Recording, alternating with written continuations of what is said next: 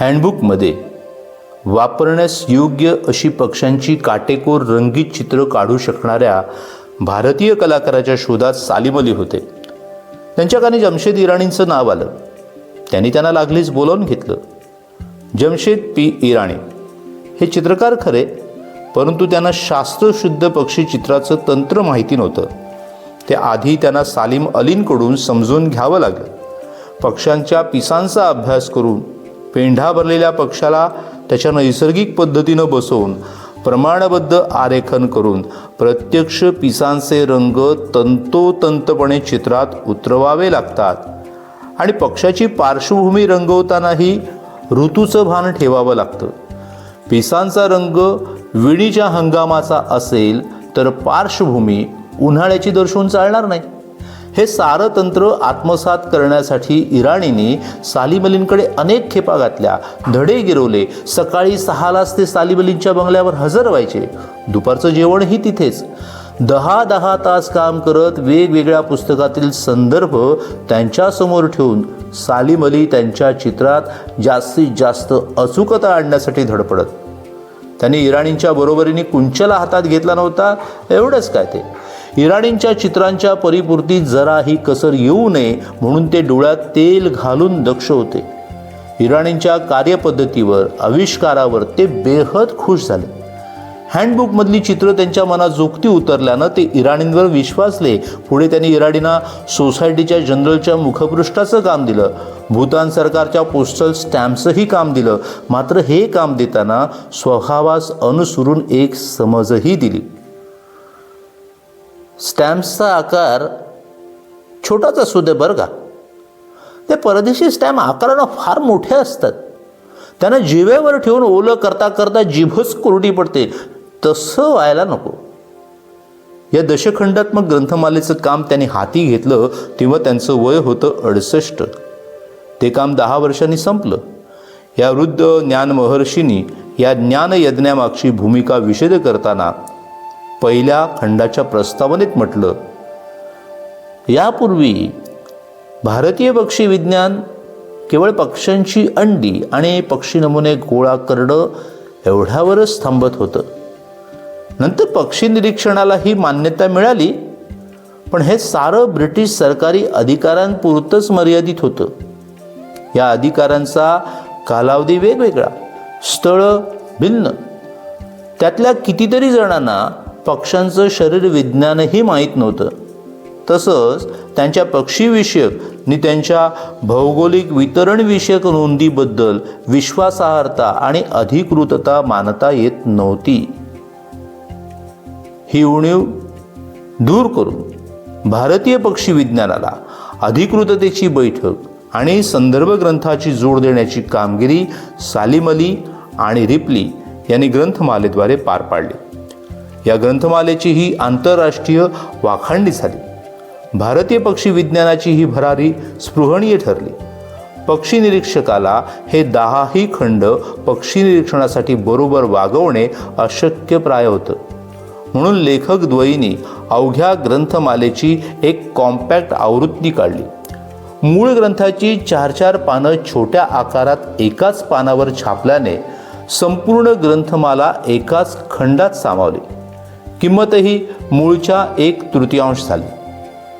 सालीम अलींच्या पक्षीविषयक ग्रंथा इतकं त्यांचं आत्मचरित्र the fall of a sparrow हेही गाजलं. 1981 साली पंचमढी राष्ट्रीय उद्यानाचं उद्घाटन त्यांच्या हस्ते झालं आणि पुढच्या वर्षी तिथल्याच विश्रामगृहात मुक्काम ठोकून त्यांनी आत्मचरित्राच्या मजकुराची जुळवाजुळव सुरू केली. प्रत्यक्ष लेखनास सुरुवात करण्याआधी 3-4 वर्ष ते आपल्या पूर्वस्मृती जाग्या करत होते. कालानुक्रमाचं बंधन न घेता नोंदी कागदावर उतरवत होते. या कामी त्यांना मुलाची मदत झाली, ती श्रीयुत J.S. सेराव यांची. गेली 4 दशकं श्रीयुत सेराव त्यांच्या हाताखाली काम करत आले होते, त्यांच्या सहवासात होते.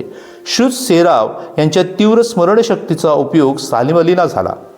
मजकुरात एकसूत्रता यावी, त्याची लय कायम राहावी म्हणून त्यांना हे पुस्तक खरं तर अल्पावधीत लिहून पूर्ण करायचं होतं. पण त्याच्या पाठी कार्याचा व्यापच एवढा मोठा की हवा तसा निवांतपणा मिळालाच नाही. ऑक्सफर्ड युनिव्हर्सिटी प्रेसच्या कार्यक्षमतेबद्दल, संपादन कौशल्याबद्दल सालीम अलींना नितांत आदर. त्यांची आजवरची बहुतेक सर्व पुस्तकं या प्रकाशन संस्थेने प्रकाशित केलेली. प्रत्येक वेळी श्रीयुत हॉकिन्स यांच्या संपादन कौशल्याचा लाभ सालीम अलींना घडत आला होता. किंबहुना या संस्थेमार्फत प्रकाशित होणाऱ्या आपल्या पुस्तकांचं संपादन हॉकिन्स साहेबांनीच करावं यावर त्यांचा कटाक्ष असे. स्वतः हॉकिन्स पक्षी मित्र, सालीम अलींच्या मित्रपरिवारातले, त्यांच्या समवेत अनेक पक्षी मोहिमात, पक्षी निरीक्षण कॅम्पसमध्ये सहभागी झालेले. त्यांनी सालीम अलींना आत्मचरित्र लिहायला प्रवृत्त केलं. ते लिहून पूर्ण झाल्यावर त्याचं संपादनही केलं. सालीम अलीने ते आपल्या या मित्रालाच अर्पण केलंय.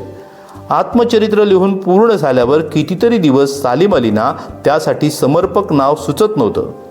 मेमोयर्स ऑफ अ व्हंग्रेड of jungle, in full flight, some dreams come true वगैरे नावं काही मित्रांनी सुचवली, पण स्वतःला सुचलेलं नाव समर्पक वाटल्यानं त्यांनी ते आत्मचरित्राला दिलं. The fall of a sparrow. 12 November 1985 रोजी त्यांच्या 89व्या वाढदिवशी हे आत्मचरित्र प्रकाशित झालं. The fall of a sparrow एक अभिजात इंग्रजी वाङ्मयाचा नमुनाच. विलक्षण, समृद्ध आणि अस्सल ब्रिटिश वळणाची भाषा, मोजक्या पण नेमक्या शब्दातील मांडणी, मधून विनोदाचा सुखद शिडकावा, प्रत्येकारी निवेदन शैली यामुळे आत्मचरित्राला एक वेगळाच बाज आला. रोचकता वाढली. आपल्या मित्र परिवारातील काही निकटवर्तीयांची व्यक्तिचित्रही त्यांनी त्यात रेखाटलीत, ज्याचं त्याला श्रेय दिलं. गुणदोषही सांगितले. आत्मस्तुती व आत्मश्लाघा दूर ठेवून निवेदन केलं. कोणाबद्दल आणि कशाबद्दलही कटुभावना व्यक्त न करता त्यांनी आपली जीवन कहाणी सांगितली. स्वतःबद्दल अतिशय अलिप्तपणे लिहिलं. आपल्याबद्दल इतरांचं काय वाईट मत होतं तेही सांगून मोकळे झाले.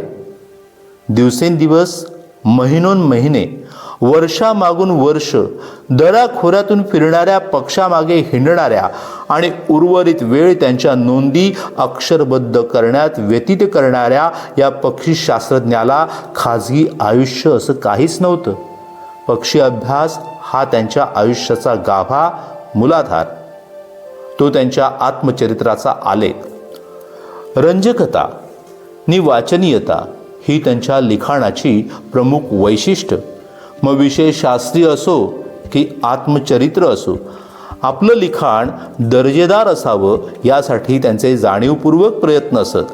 या बाबतीत ते आपले पूर्वसुरी एडवर्ड हॅमिल्टन ॲटकिन उर्फ शहा यांचा ऋणनिर्देश करतात. ह्यांची लेखणी ओघवती दिसते खरी, पण तो सारं लेखन पुन्हा पुन्हा लिहून काढून त्यात सफाई आणि. मीही तसंच करतो. लिहिलेलं वाचून, तपासून, दुरुस्त करून पुनर्लेखन करतो. यात फार वेळ जातो. पक्षांवरती पुस्तकं लिहिणं आधीच कष्टप्रद, त्यात पुन्हा ती पुस्तकं अद्ययावत ठेवायला हवीत. एवढं सारं करायला वेळ फार कमी पडतो. नुसती कोरडी माहिती कोण वाचणार? ती रंजकही हवीच.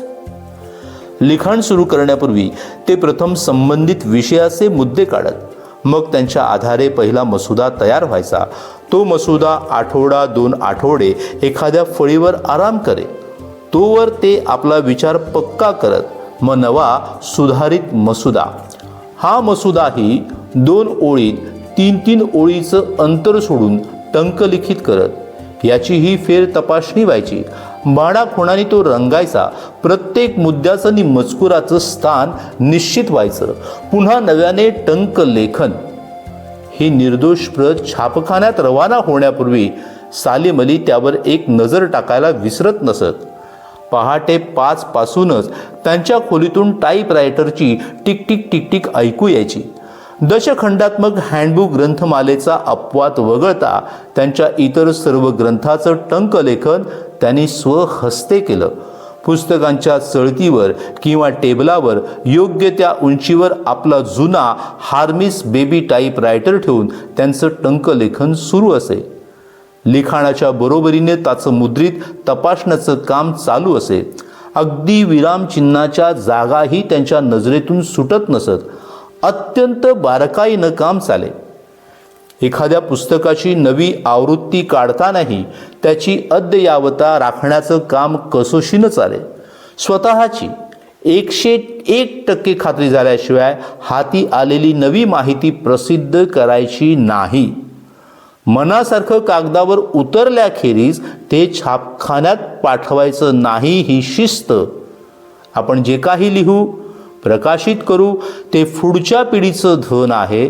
शास्त्रीय पुराव्याचं, संदर्भ ग्रंथाचं मोल त्याला आहे. म्हणून ते निर्दोष ने अधिकृत हवं. यासाठी ते कमालीचे दक्षता घेत. आणि फक्त शास्त्रीयदृष्ट्या महत्त्वाची म्हणून पुस्तकं प्रकाशित करण्याचं कर्तव्य त्यांना उरकायचं नसेल. आपलं प्रत्येक पुस्तक देखणं सुबक हवं.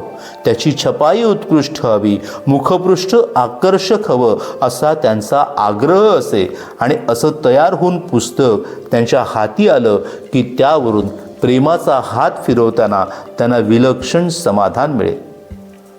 काम चलाऊ चालून जाईल अशा सदराखाली बुडणारी कामं त्याची मान्यता मिळवू शकत नसत. आपली पुस्तकं परिपूर्ण हवीत, तशीच अद्ययावतही असावीत यासाठी ते नेहमीच प्रयत्नशील असत. अगदी 90s त्यांचा हा बाणा सुटला नाही. द बुक ऑफ इंडियन बर्ड्सची 11वी आवृत्ती काढतानाही आणखी कोणते पक्षी त्यात समाविष्ट करता येण्याजोगे आहेत याविषयीची पृच्छा त्यांना भेटायला येणाऱ्या तरुण पक्षीमित्रांकडे केल्याशिवाय राहिले नाहीत. असा हा परिपूर्ततेचा ध्यास, जाणीवपूर्वक, अचूकता हा त्यांचा स्वभाव धर्म. लेखनातही ती उतरली पाहिजे म्हणून ते तासनतास एकाग्रतेने लेखन करत. अशा वेळी कोणी अनाहूतपणे भेटीसाठी आलं किंवा पालाकानं बोलून वेळ खाऊ लागलं की त्यांची नाराजी त्यांना लपवता येत नसे. वाया घालवण्याजोगं रिकामपण त्यांच्यापाशी नव्हतं. जेव्हा पक्षी मोहिमेवर नसत किंवा ग्रंथलेखनाच्या व्यापात नसत त्यावेळी त्यांचं नोंदी उतरवण्याचं काम चालू असे.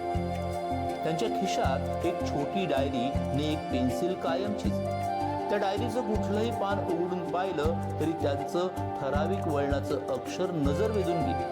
जणू पक्षी तारेवर एका रांगेत बसवले आहेत. वळणदार एकसारखं अक्षर, कुठं खाडाखोड नाही, गिचमिड नाही. बहुतेक सर्व नोंदी पेन्सिलनेच लिहिलेल्या.